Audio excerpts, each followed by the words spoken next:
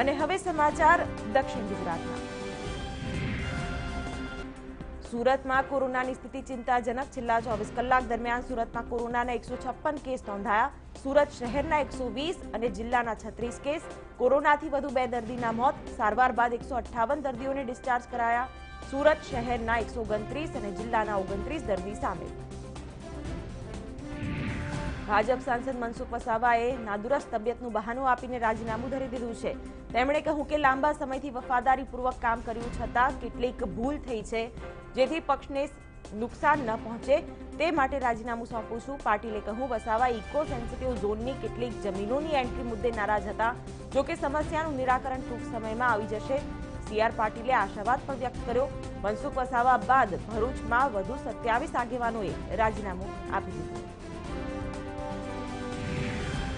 સુરતમાં ડ્રાઇવિંગના નિયમોની કડકાઈથી અમલવારી થશે।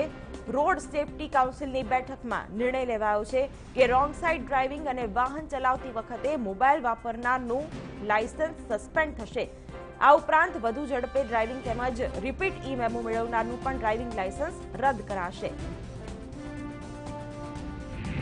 સુરતના ઉધના રોડ નંબર 7 પર ધોળા દિવસે 3 ગઠિયાઓ કરામત કરી ગયા। 3 શાતીર તસ્કરોએ એક્ટિવાની ડેકીમાંથી 28,000 રૂપિયાની ઉઠાંતરી કરી।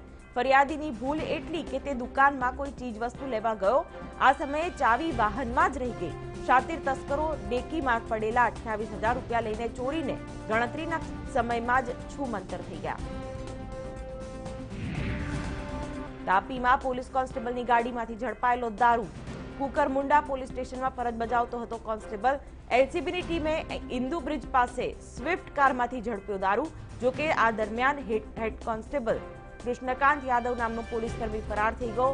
એલસીબીની ટીમે 1.5 લાખથી વધુનો મુદ્દામાલ કબજે કર્યો। સુરતમાં 31 ડિસેમ્બરની ઉજવણી દરમિયાન કોરોના નિયમોનું ઉલ્લંઘન ન થાય તે માટે તંત્રએ કમર કસી। ડુમસ અને ઉભરાટ બીચ સાંજે 6 વાગ્યાથી જ બંધ કરી દેવામાં આવશે। આ ઉપરાંત પોલીસે ગઈકાલે શહેરના અલગ અલગ ફાર્મ હાઉસમાં ચેકિંગ હાથ ધર્યું હતું। ફાર્મ હાઉસમાં પાર્ટીનું આયોજન કરાયું છે કે નહીં તેના મુદ્દે તપાસ કરી હતી।